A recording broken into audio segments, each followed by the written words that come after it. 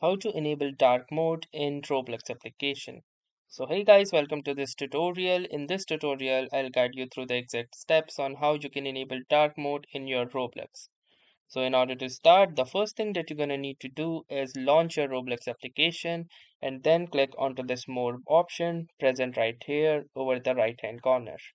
Now once you click onto this, you will see an interface like this, and from here choose the settings option.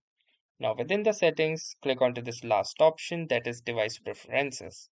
And here you will see the second option which says device level theme. So you can choose a theme for this device, and this won't change how Roblox looks on your other devices. So from here, instead of light, you can choose the dark theme if you want a permanent dark theme, or if you want it to adjust according to your system.